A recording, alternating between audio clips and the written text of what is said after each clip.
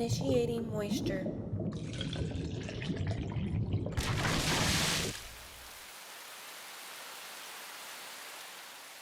Moist meter, Cuphead, two words that are synonymous with excellence. Many of you are probably like me and remember Cuphead being first announced when you were a young boy.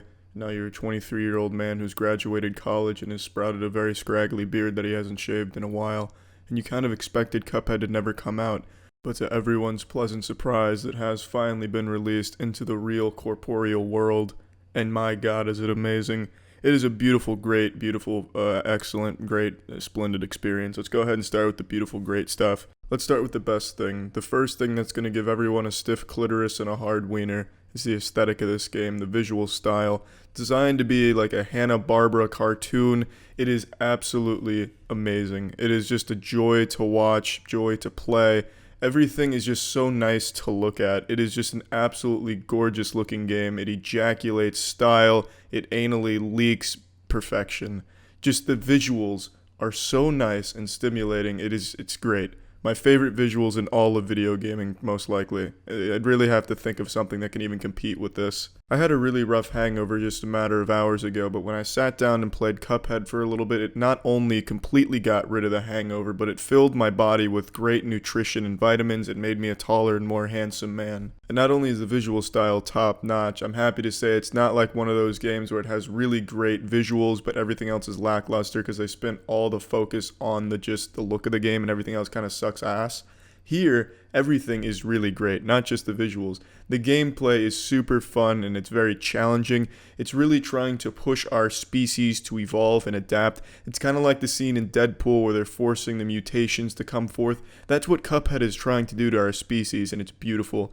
The game is challenging, but it's fair. It's very fun to play. Soundtrack it's really nice. It gives you something to really wiggle your finger to.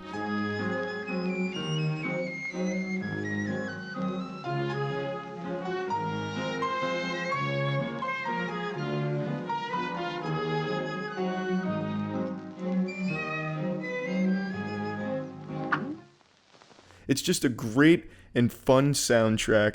The co-op is nice. It's not fully realized. It's just kind of a bare bones style co-op, which is fine because it's a nice thing to just kick back and play with a friend that's nearby. There's a story here that's obviously not the focal point, and it doesn't really play a huge role in anything. The game really revolves just around the bosses and just general gameplay. But the story, it really isn't bad. It's pretty interesting, and it makes you want to figure out how these two cups are actually going to beat the devil. Very embarrassing for the devil to even be threatened by two cups, some household objects, but these shits don't fuck around. There's also a lot of gameplay, a lot of content here for a price tag of $20. There's a lot in this game there for that price point. Now, there is a few complaints I have about the game, and I also need to mention I'm only showing footage from the first couple of bosses because a lot of the fun of the game comes from finding these new bosses and being shocked by how beautiful they are. It makes you want to give them a big sloppy kiss. So I'm not going to spoil any more bosses than just the first couple. Now, the complaints I have is the bosses rely a lot on trial and error. You're never going to one cycle a boss for the first time. You're going to take many tries to do it. It's not exactly a huge complaint because it'd be underwhelming to just steamroll a new boss. So it's good that you can't really do that.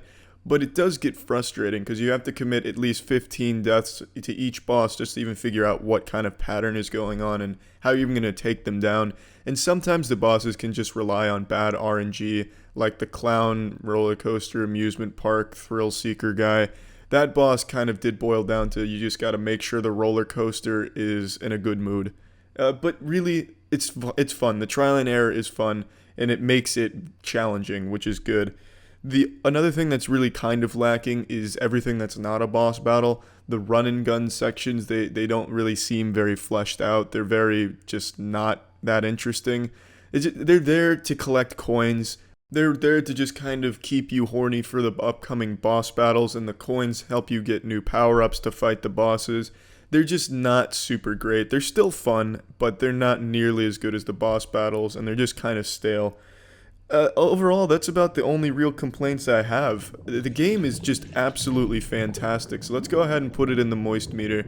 I'm giving this a 90%. That is the highest so far on the moist meter's history. So a big round of applause and a solid high five to Cuphead and the team. The game was absolutely worth the wait, and it's worth the $20. It's a game I think anyone will enjoy. Even if you're not a fan of old school kind of games, the old like Mega Man style or anything, I still think this is a game most people would enjoy. It's just really, really fun and it's beautiful. So that's it. See ya.